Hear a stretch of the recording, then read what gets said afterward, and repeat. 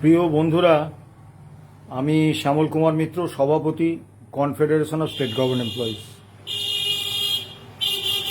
না, আমি কোনো শিক্ষক নই,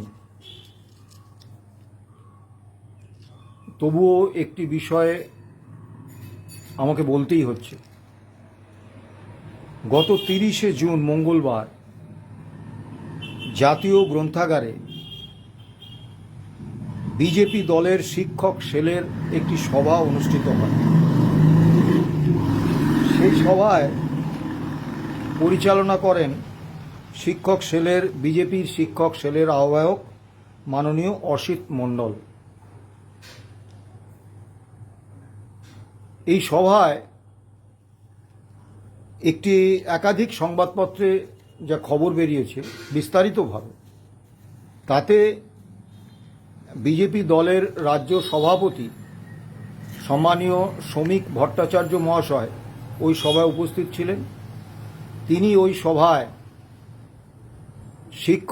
শিক্ষাকর্মীদের, সরকারি কর্মচারীদের মর্যাদা দেওয়ার বিষয়ে সরকার ভাবনা চিন্তা করছে, দল ভাবনা চিন্তা করছে, এমন একটা বিষয় বলেন এবং তাতে বিপুল হাততালিতে ওই সভাস্থল ফেটে যায়।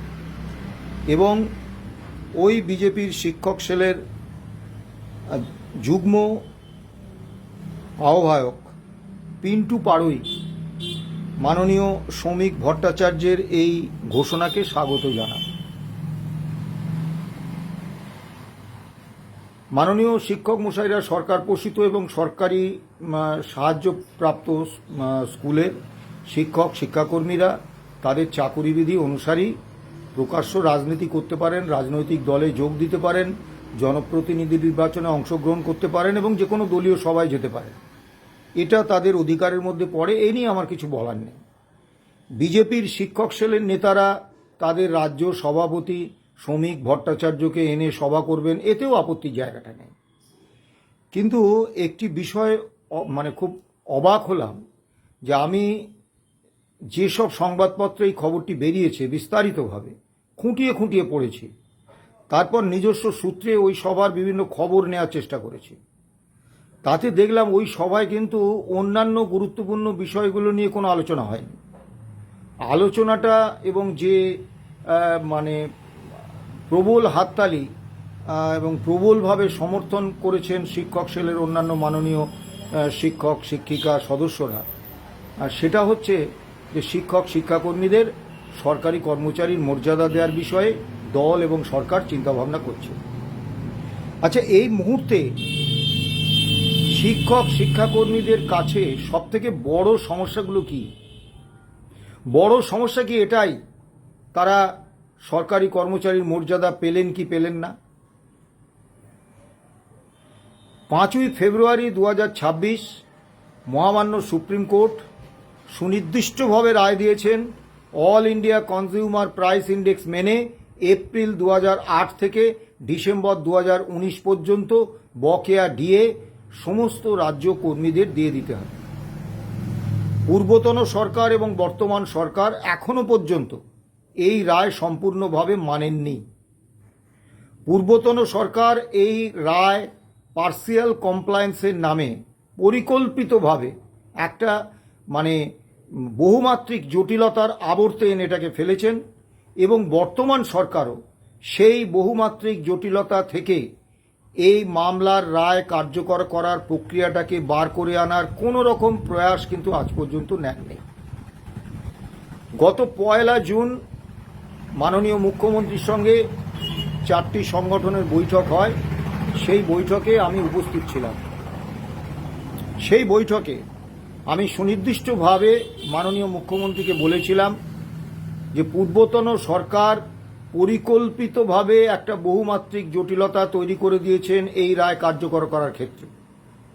প্রথমত, যে হিসেবে দিয়েছেন সেই হিসেবটা পরিকল্পিতভাবে ভুল করেছেন এবং সেই ভুলটা কোন কোন জায়গায় করেছেন সেটা আমি মাননীয় মুখ্যমন্ত্রীর অনুমোদন নিয়ে ওই সভায় উপস্থিত আমার ঠিক বিপরীতে বসা, মুখ্যমন্ত্রীর কাছে বসা প্রভাত কুমার মিশ্র, মাননীয় additional chief secretary in charge of finance department, তাকে সুনির্দিষ্টভাবে বলেছি এবং বলেছি আপনি বলুন আমি এই যে 3টে ভুল আপনারা পরিকল্পিতভাবে পূর্বতন মুখ্যমন্ত্রীর নির্দেশে করে কর্মচারীদের প্রাপ্য থেকে 57% টাকা থেকে তাদের বঞ্চিত করেছেন, এটা সঠিক না ভুল?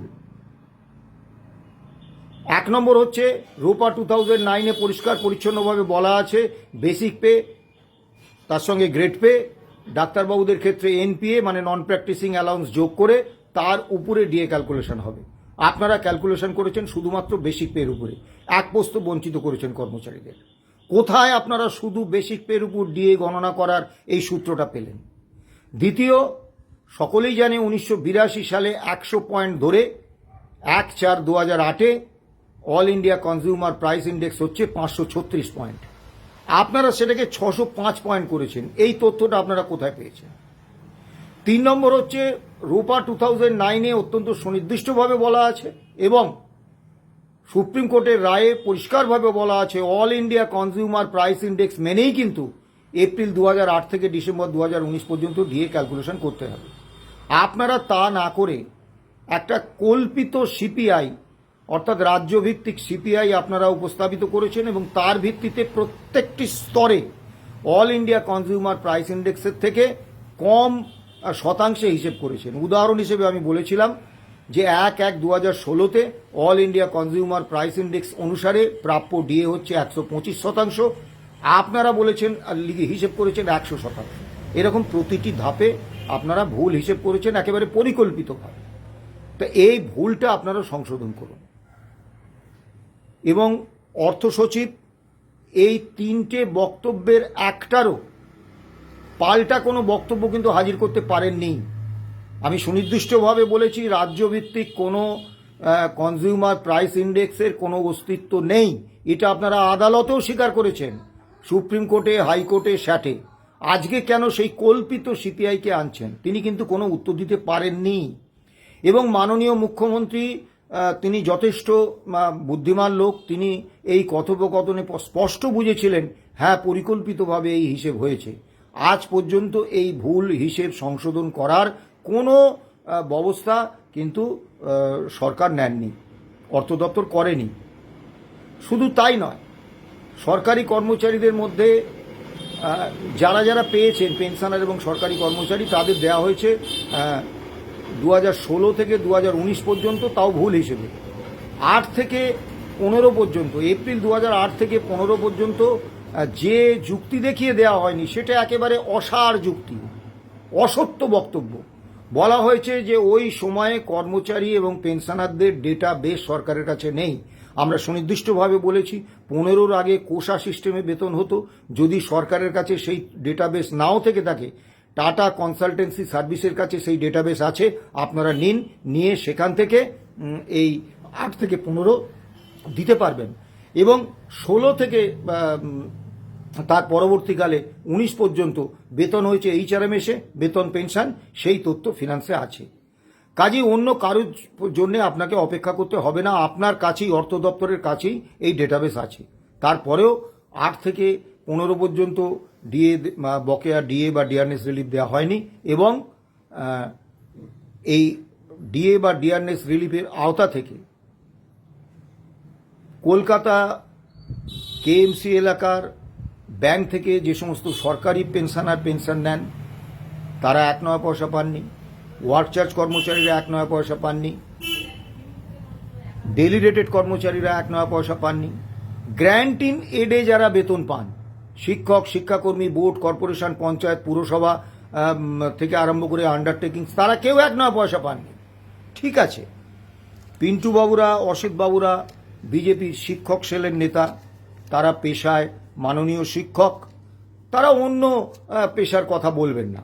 বোর্ড, কর্পোরেশন, পঞ্চায়েত, পুরসভা, তারপরে আন্ডারটেকিংস বা কেএমসি এলাকার সরকারি পেনশনার, তাদের কথা তাদের বলতে হবে না। কিন্তু গ্র্যান্ট ইন এডে বেতন হয় যে সমস্ত সরকার পোষিত এবং সরকারি সাহায্যপ্রাপ্ত স্কুলে, সেখানকার শিক্ষক শিক্ষাকর্মীরাও তো কিন্তু 1 নয়া পয়সা এই সুপ্রিম কোর্টের রায় মেনে ডিএ পায়নি, ডিআরনেস রিলিফ পায়নি।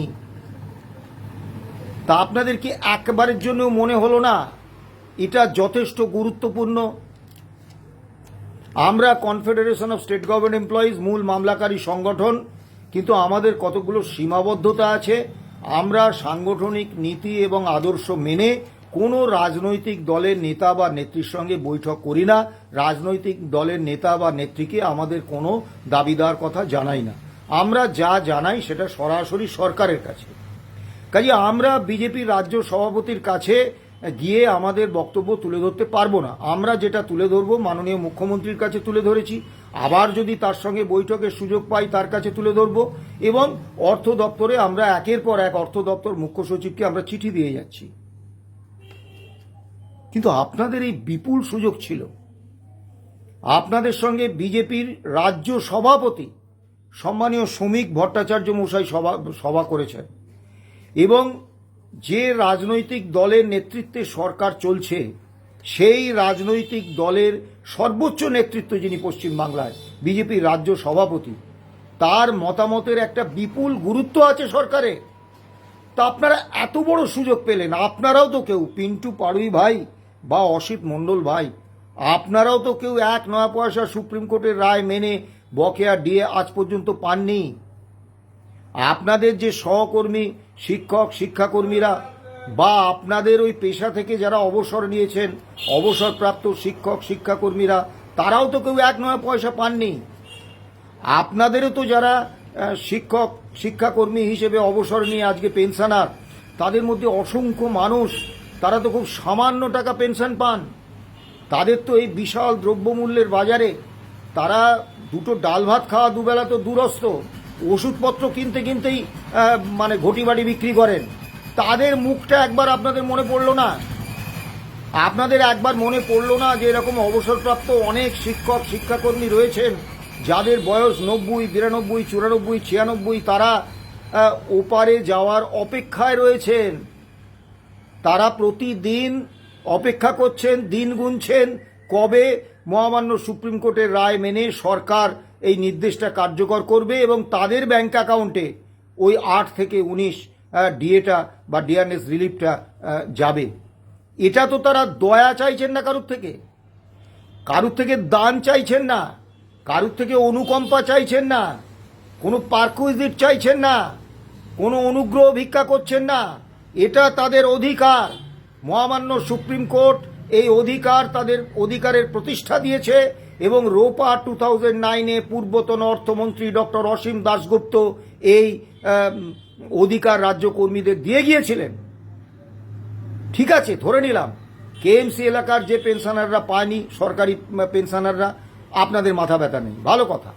বোর্ড, কর্পোরেশন, পঞ্চায়েত, পুরসভা, তারপরে আন্ডারটেকিংস, এদের ব্যাপারেও আপনাদের কোনো মাথা ব্যথা নেই, মেনে নিলাম। কিন্তু শিক্ষক শিক্ষাকর্মী এবং অবসরপ্রাপ্ত শিক্ষক শিক্ষাকর্মী তারাও তো 1 নয়া পয়সা পায়নি। তা আপনাদের একবার মনে হলো না? আপনারা তো শিক্ষক, শিক্ষিত মানুষ, আপনারা তো জানেন যে রাজ্য বাজেটে 22শে জুন যে বাজেট প্রস্তাব পেশ হয়েছে, সেই বাজেট প্রস্তাবে সুপ্রিম কোর্টের রায় মেনে বকেয়া ডিএ বা ডিআরএস রিলিফ দেওয়ার জন্য 1 নয়া পয়সার সংস্থান রাখা হয়নি। সরকার সুপ্রিম কোর্টে বলেছিলেন এই রায় কার্যকর করতে 41,770 কোটি টাকা লাগবে।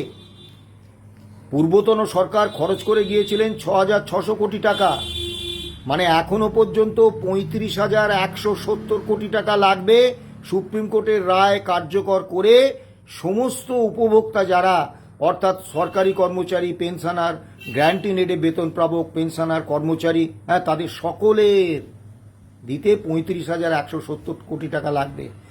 আপনারা তো শিক্ষক মশাই, শিক্ষিত মানুষ, আপনারা তো জানেন যে বাজেটে সংস্থান না থাকলে মাননীয় মুখ্যমন্ত্রী বা মাননীয় অর্থমন্ত্রী তাদের পকেট থেকে এই 35,170 কোটি টাকা দেবেন না। কাজেই বাজেট প্রস্তাবে কিন্তু এই 35,170 কোটি টাকার কোনো সংস্থান নেই। ফলে যদি নূতনভাবে বাজেট প্রস্তাব পাশ হওয়ার আগে পর্যন্ত সময় আছে, যদি সরকার নূতনভাবে এই টাকার সংস্থান বাজেটে রাখেন, তবেই আপনারা রায় মেনে বকেয়া ডিএ বা ডিআরএস রিলিফ পেতে পারেন।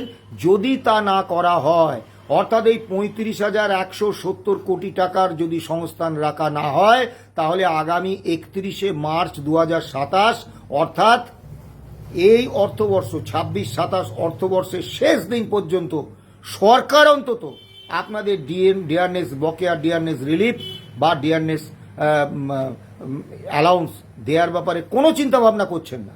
সুপ্রিম কোর্টে কি হবে সেটা ভিন্ন বিষয়, কিন্তু সরকার কোনো চিন্তা ভাবনা করছেন না। আপনারা তো এগুলো জানেন। তা আপনাদের তো বিরাট সুযোগ ছিল। আপনারা শ্রমিক ভট্টাচার্যের মতো এরকম একজন সর্বোচ্চ নেতা বিজেপির, সরকার যে দলের তার সর্বোচ্চ নেতার আপনারা সঙ্গে বৈঠক করেছেন, এই সুযোগটাকে আপনারা কাজে লাগালেন না। আপনারা একবার তার কানে এই বিষয়টা তুলে দিলেন না, বললেন না যে আমরা শিক্ষক শিক্ষাকর্মীরা এইভাবে বঞ্চিত। 20% ডিএ দেওয়া হয়েছে 31শে অক্টোবর থেকে, পয়লা অক্টোবর থেকে, অর্থাৎ নভেম্বরে পাবেন। একইভাবে আমরা মুখ্যমন্ত্রীকে বলেছিলাম, আমি নিজে বলেছিলাম যে আপনি 42% বকেয়া ডিএ কবে দিলেন, এর থেকেও গুরুত্বপূর্ণ বিষয় হচ্ছে আপনি ডিএটা কিভাবে দিলেন।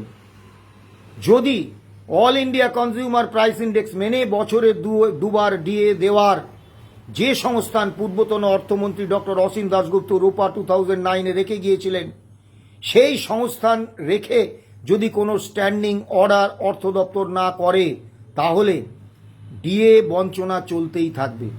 কারণ এই 42% বকেয়া ডিএতেই ডিএ শেষ হয়ে গেল না। প্রতি 6 মাস অন্তর কেন্দ্রীয় এবং অন্যান্য রাজ্য কর্মীরা all India consumer price index মেনে এক কিস্তি করে ডিএ পেয়ে যাবেন। যদি নির্দিষ্ট অর্ডার না থাকে, স্ট্যান্ডিং অর্ডার না থাকে, আপনার সদিচ্ছার উপর নির্ভর করে, তাহলে কিন্তু কি হতে পারে তার সর্বনাশা ফল আমরা গত 15 বছরে দেখেছি। কিন্তু সেই স্ট্যান্ডিং অর্ডার করা হয়নি। শুধু তাই নয়, এই পয়লা অক্টোবর এবং 20% কে ঠিক করে দিলেন? কোনো ফর্মুলা অনুসারে নয়, মাননীয় মুখ্যমন্ত্রী বা মাননীয় অর্থমন্ত্রী তাদের সদিচ্ছা থেকে। এখন এই সদিচ্ছার আয়ুষ্কালটা বড় সীমিত হয়, আমরা দীর্ঘদিনের অভিজ্ঞতায় দেখেছি। যদি স্ট্যান্ডিং অর্ডার না থাকে তাহলে ডিএ বঞ্চনা চলবে। পূর্বতন সরকার যেভাবে খামখেয়ালি খুশি মতো ওই 18% ডিএ দিয়েছিলেন, কখনো চিরকুটে, কখনো কোথাও ট্রেডমিলে হাঁটতে হাঁটতে, তাহলে আজকেও তো সরকার তাদের ইচ্ছে মতো একটা 20% ডিএ ঘোষণা করে দিলেন ওই অক্টোবর থেকে, আপনারা নভেম্বরে পাবেন। তাহলে পার্থক্যটা কি রইল? আপনারা একবারের জন্য শ্রমিক ভট্টাচার্যের কানে এই কথাটা তুলে দিতে পারলেন না যে আমরা দীর্ঘদিন ধরে দাবি করে আসছি ডিএর একটা স্ট্যান্ডিং অর্ডার করতে হবে। প্রাথমিক শিক্ষকরা, প্রথম থেকে অষ্টম শ্রেণী পর্যন্ত যে প্রাথমিক শিক্ষকরা পড়ান, তারা আজকে ভয়ঙ্কর বিপদে। আপনাদের জানা নেই? আমি জানি না এই পিন্টু পাড়ুইবাবু বা অসিত মণ্ডলবাবু তারা প্রাথমিক স্কুলের শিক্ষক মশাই না মাধ্যমিক উচ্চ মাধ্যমিক স্কুলের শিক্ষক মশাই।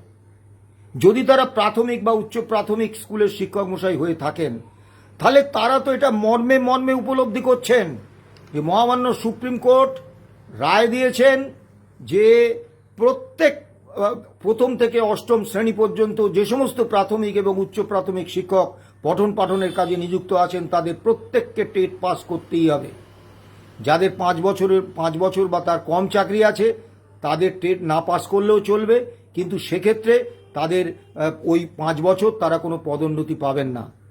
অর্থাৎ শেষ জীবনে যদি একটা পদোন্নতি পেয়ে তার পেনশনারি বেনিফিট কিছু বাড়ত, সেই সুযোগটাও শেষ হয়ে গেল। আর 5 বছরের বা তার বেশি যাদের চাকরি আছে তাদের প্রত্যেককে টেট পাস করতে হবে। কোথাও তো বলা হয়নি যে মাননীয় বিচারপতিদের আবার জুডিশিয়াল সার্ভিসের পরীক্ষা দিয়ে তাদের যোগ্যতা প্রমাণ করতে হবে, ডাক্তারবাবুদের আবার এমবিবিএস পরীক্ষা দিয়ে তাদের যোগ্যতা প্রমাণ করতে হবে, বা সরকারি কর্মচারীদের তাদের আবার পিএসসি দিয়ে তাদের যোগ্যতা প্রমাণ করতে হবে। শুধু প্রাথমিক স্কুলের শিক্ষকদের ক্ষেত্রে এই আদেশ কেন? তা আপনারা এই বিষয়ে কোনো আলোচনা করার অবকাশ পেলেন না? আপনারা যদি প্রাথমিক স্কুলের শিক্ষক হয়ে থাকেন, উচ্চ প্রাথমিক স্কুলের শিক্ষক হয়ে থাকেন, আপনারা তো এর দ্বারা এফেক্টেড। আপনারা তো আপনার সহকর্মীদের যন্ত্রণার কথাটা আমাদের থেকে অনেক বেশি জানেন। আপনারা একবারের জন্য শ্রমিক ভট্টাচার্যের কানে এই কথাটা তুলতে পারলেন না যে টেট নিয়ে রাজ্য সরকার একটা বাস্তবোচিত অবস্থান নিন, উচ্চ প্রাথমিক এবং প্রাথমিক স্তরের শিক্ষকদের এই চরম অনিশ্চয়তার হাত থেকে বাঁচান। এই বয়সে এতদিন সাধারণ প্রতিযোগিতামূলক পরীক্ষা দেওয়ার পড়াশোনা থেকে বহু দূরে যে শিক্ষকরা রয়েছেন, তারা হঠাৎ করে তাদের যদি টেট পাশ করতে বলা যায়, কতজন পাশ করবেন? আর টেট পাশ করতে না পারলে তাদের চাকরিটা থাকবে না। এই অনিশ্চয়তার মধ্যে থেকে তারা ছাত্রছাত্রীদের কি পড়াবেন? নিজের চাকরির নিরাপত্তাটাই যদি না থাকে, অনিশ্চয়তার মধ্যে থাকতে হয় যে টেট পাস না করলে আমার কাজটা চলে যাবে, আমার চাকরিটা চলে যাবে, এই রকম একটা মানসিক দুশ্চিন্তা নিয়ে তারা কিভাবে ছাত্রদের পড়াবেন? পিন্টুবাবু, অসিতবাবু, আপনারা কি জানেন উচ্চ মাধ্যমিক স্তর পর্যন্ত শিক্ষক শিক্ষাকর্মীদের 3,98,150টি পদ শূন্য। উচ্চ মাধ্যমিক পরবর্তী স্তরে অনুমোদিত পদের 60 থেকে 70% পদ শূন্য। রাজ্যে গত 15 বছরে 15,000 স্কুল বন্ধ হয়ে গেছে। 5,000 এমন স্কুল রয়েছে যেখানে পড়ুয়া 30 জনেরও কম। সেই স্কুলগুলো সরকার বন্ধ করে দেবেন। নতুন সরকার 61টা আইটিআইকে বেসরকারি হাতে তুলে দিচ্ছেন, সরকারি আইটিআই। আপনারা জানেন এগুলো? আপনারা কি জানেন যে কার্যত শিক্ষা ব্যবস্থাটা শিক্ষক শিক্ষাকর্মীর অভাবে একেবারে কোমায় চলে গেছে? এই অবস্থা থেকে শিক্ষাক্ষেত্রকে বার করে আনতে হবে। এগুলো সম্পর্কে মাননীয় শ্রমিক ভট্টাচার্য মহাশয়কে অবগত করানোর একটা দায়িত্ব, একটা দায় আপনাদের ছিল না? আমি জানি না আপনারা কি ভেবে এই সমস্ত বিষয়গুলো তুললেন না। আপনাদের কি এই সুপ্রিম কোর্টের রায় মেনে 8 থেকে 19 পর্যন্ত বকেয়া ডিএ বা ডিয়ারনেস রিলিফ পাওয়ার কোনো প্রয়োজন নেই? যদি আপনাদের প্রয়োজন না থেকে থাকে, শিক্ষক শিক্ষাকর্মী সমাজের তো আছে। আপনারা যখন এত বড় সুযোগটা পেলেন, এই সুযোগটা আপনারা কাজে লাগালেন না? বড় অবাক লাগছে। বক্তব্য দীর্ঘায়িত করব না। আগামী 22শে জুলাই মহামান্য সুপ্রিম কোর্টে মামলা আছে। আমি জানি না সেদিন মামলার কোনো হিয়ারিং হবে কিনা, বা আবার একটা তারিখ পড়বে কিনা, হিয়ারিং হলে তার ফল কি হবে। কিন্তু একটা জিনিস বুঝতে পারছি যে পূর্বতন সরকারের মতো এই সরকারও কিন্তু গ্র্যান্ট ইন এড হেডে যারা বেতন পেনশন পান, তাদেরকে সুপ্রিম কোর্টের রায় কার্যকর করার ব্যাপারে কোনো রকম সদিচ্ছা বা উদ্যোগ তাদের নেই। যদি থাকতো তারা বাজেটে ওই 35,170 কোটি টাকার সংস্থান রাখতেন। তারা চূড়ান্ত অনিশ্চয়তার মধ্যে আছেন।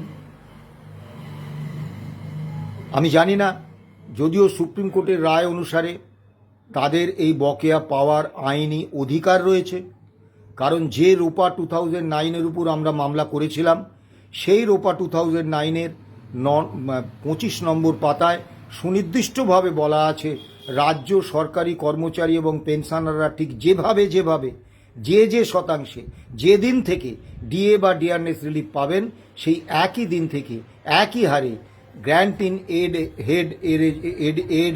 হেডে যারা বেতন পান, শিক্ষক শিক্ষাকর্মী, বোর্ড, কর্পোরেশন, পঞ্চায়েত, পুরসভা, আন্ডারটেকিংস, তারাও পাবেন।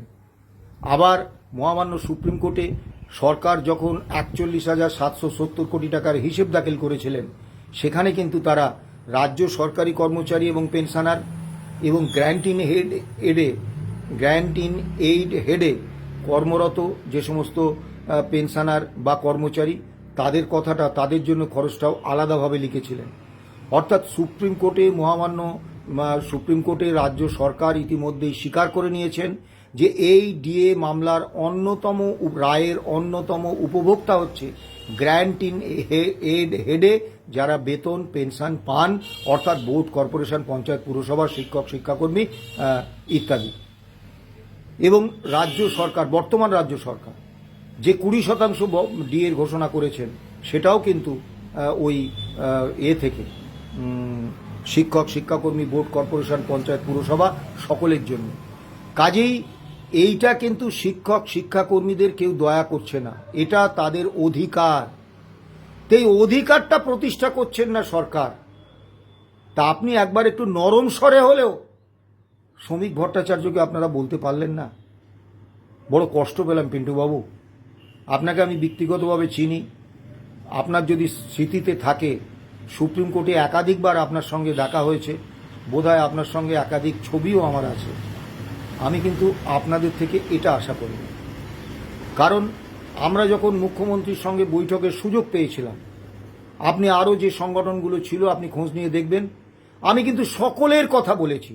সেই পঞ্চায়েতে 600 টাকা বেতনের যে ট্যাক্স কালেক্টর তার কথা যেমন বলেছি, মিড ডে মিল ওয়ার্কারের কথা যেমন বলেছি, জীবিকা সেবকরা 9 বছর ধরে বেতন পাচ্ছে না তাদের কথা যেমন বলেছি, বিভিন্ন পুরসভায় চুক্তিভিত্তিক কর্মীরা দীর্ঘদিন ধরে বেতন পাচ্ছেন না তাদের কথা যেমন বলেছি, বহু পুরসভায় রিটায়ারমেন্টের পরে রিটায়ারমেন্ট বেনিফিট তারা পাচ্ছেন না তাদের কথা যেমন বলেছি, ঠিক তেমনি একইভাবে গুরুত্ব দিয়ে গ্র্যান্ট ইন এইড হেডে যারা বেতন পান, বোর্ড কর্পোরেশন পঞ্চায়েত পুরসভার শিক্ষক শিক্ষাকর্মী, তাদের এই যে সুপ্রিম কোর্টের রায় মেনে ডিএ বা ডিআরনেস রিলিফ তারা পাননি, তাদের দেওয়ার ব্যবস্থাটা ত্বরান্বিত করার আবেদনও কিন্তু আমি মুখ্যমন্ত্রীর কাছে রেখেছি।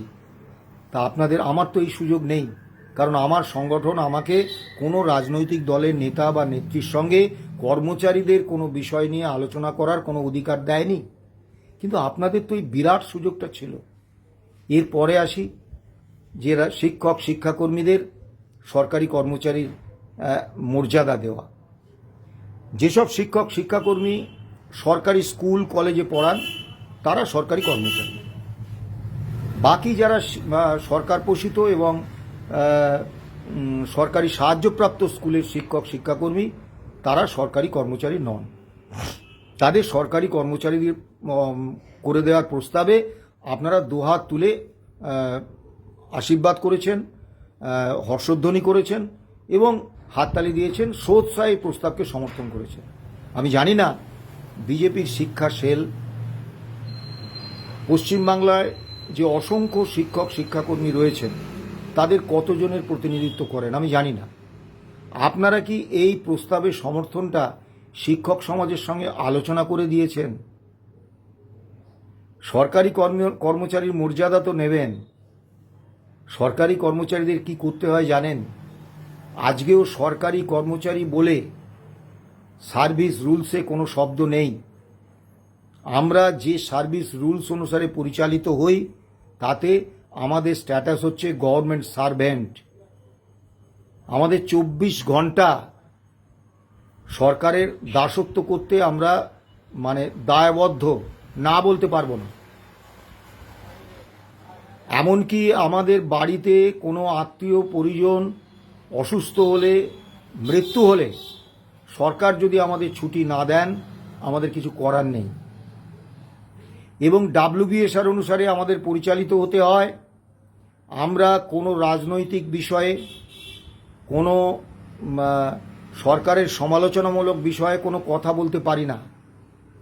আমরা কোনো রাজনৈতিক দলের সদস্য হতে পারি না, জনপ্রতিনিধি নির্বাচনে অংশগ্রহণ করতে পারি না, কোনো রাজনৈতিক দলের সভায় সমিতিতে যেতে পারি না। এগুলো করলে আমাদের চাকরি যাবে।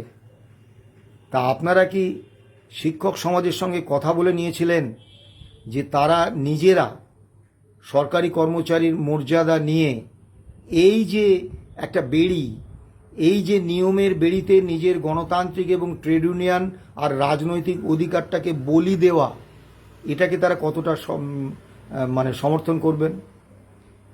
স্বাধীনতাহীনতায় কে বাঁচিতে চায় হে, কে বাঁচিতে চায়। প্রত্যেকেই তার স্বাধীনতাটাকে সব থেকে বেশি গুরুত্ব দেয়।